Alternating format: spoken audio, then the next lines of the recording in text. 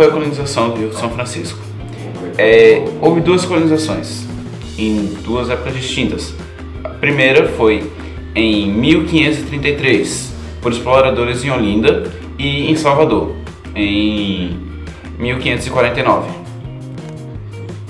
Um dos primeiros núcleos de colonização foi em Bom Jesus da Lâmpada, uma expedição vinda de Olinda, entre 1534 e 1550. Chegou à região atingindo Lâmpada.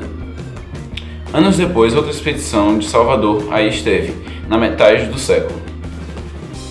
Um grupo de 200 homens ali estabeleceu uma fazenda de gado.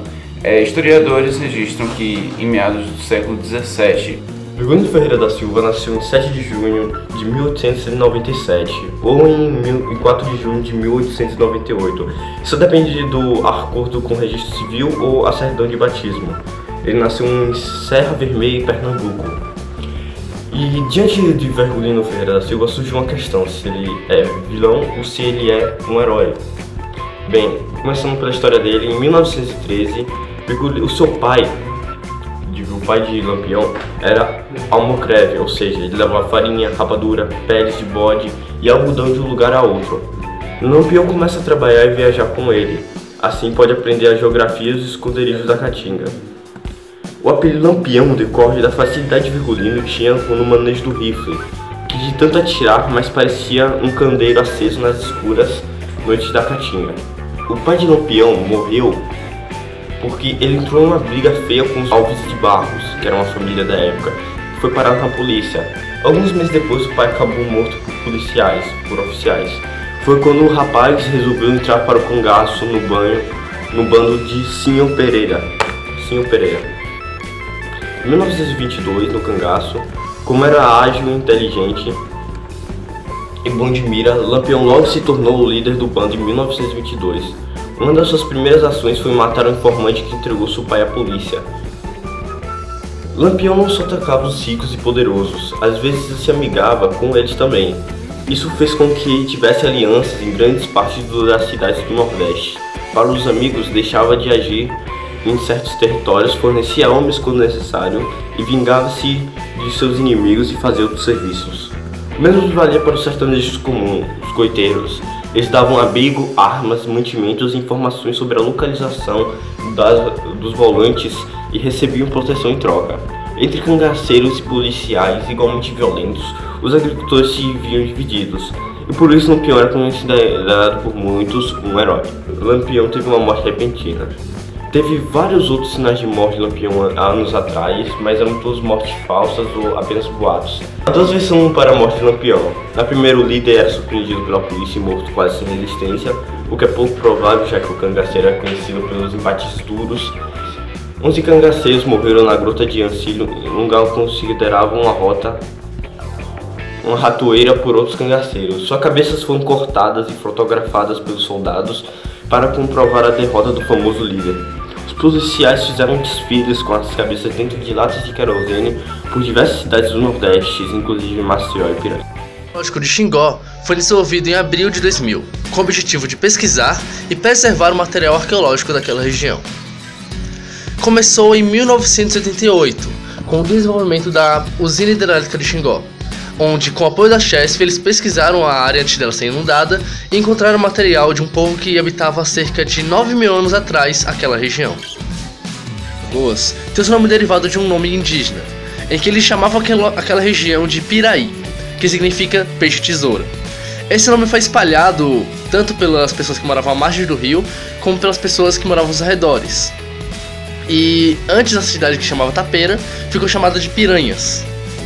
Outra explicação deriva de uma lenda, que diz que um pescador havia conseguido um grande peixe, e após conseguir esse peixe, ele tinha esquecido seu cutelo, uma lâmina feita para cortar ossos, principalmente, lá nas margens do rio. E ele falou para o seu filho ir buscá-la, mas, como orientação, ele disse: vá buscar no Vale das Piranhas. A região é principalmente conhecida pelo cangaço, com a história de Chiquinho Rodrigues. Era um morador da cidade de Piranhas, que é conhecido por ter enfrentado todo o bando de Lampião sozinho. Com a invasão do bando de Lampião na cidade de Piranhas, os moradores começaram a fugir para outras áreas, pois o cangaço já era conhecido como violento.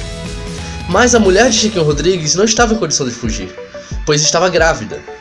Então ele pegou seu rifle, se posicionou em um local estratégico da cidade e com toda sua munição combateu sozinho o bando de Lampião.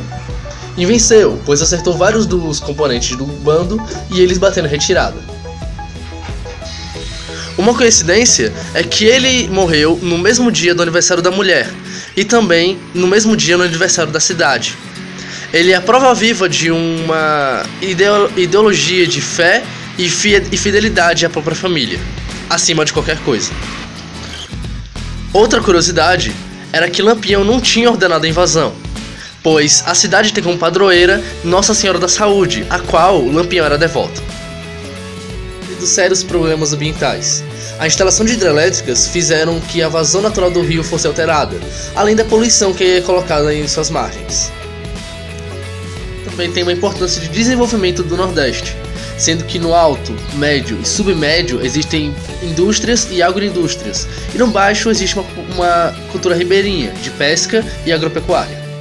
É o último local navegável do Rio São Francisco, e graças a isso já teve passagem de pessoas muito importantes, como Dom Pedro II, que já passou por lá e fez duas reclamações. A primeira é que na época a cidade tinha mais porcos do que pessoas, e a segunda era o calor da região. A cidade ganhou desenvolvimento graças à ferrovia chamada Paulo Afonso, que liga Piranhas até Jacobá. Piranhas também é conhecido pelo bairro do Xingó, que tem a usina hidrelétrica de Xingó, responsável por 25% da eletricidade do Nordeste. Bom, os impactos negativos e positivos na construção das usinas são: os negativos são inundação de áreas agricultáveis, perda de vegetação e da fauna terrestre, interferência de migração dos peixes, mudanças hidrológicas, a junçante da represa, alterações na fauna do rio, interferências no transporte do sedimento, no caso, aumento da distribuição geográfica de doenças de veiculação hídrica, perdas de heranças históricas e culturais, alterações em atividades econômicas e uso tradicionais de terra. Bom, alguns também têm os efeitos positivos, que no caso são a produção de energia de hidroeletricidade, retenção de água regionalmente, aumento do potencial de água potável, criação de possibilidades de recreação e aumento do potencial de irrigação, etc. Uma das mais importantes fontes de águas do Brasil. Somando os 4 reservatórios que alimentam usinas hidrelétricas na bacia, o que são administrados pela ANA, Agência Nacional de Águas do Governo Federal, o sistema operava na quarta-feira com apenas 7% de seu volume útil. A falta de chuvas é uma das causas para a falta de água. A atual seca vem se acumulando desde 2012, mas esse não é o único fator. A ação humana ao longo da caia do rio e seus principais afluentes e o uso mal planejado dos recursos hídricos da região também são apontados por estudos e especialistas como fatores prepotentes da seca. A apresentação era dividida em 4 temas principais: arte rupestre, material lítico, material cerâmico e material malacológico. A arte rupestre são as representações artísticas pré-históricas realizadas em superfícies rochosas. Existe a pintura rupestre e a gravura rupestre. A pintura rupestre são as composições realizadas com pigmentos, geralmente usando as mãos. E a gravura rupestre são as imagens gravadas em incisões na própria rocha. Geralmente as pinturas representavam o cotidiano, como a caça e os rituais dos habitantes. O material lítico são rochas e minerais que foram os primeiros materiais utilizados pelo homem de diversas formas. Na exposição, foi apresentada rochas polidas, que tinham características de acessórios, como por exemplo um que servia como alargador. O material cerâmico são materiais inorgânicos e sem metais, formados pela ação de calor e de resfriamento pelos próprios homens. Na apresentação do museu, era possível identificar tanto os vasos até um cachimbo de barro.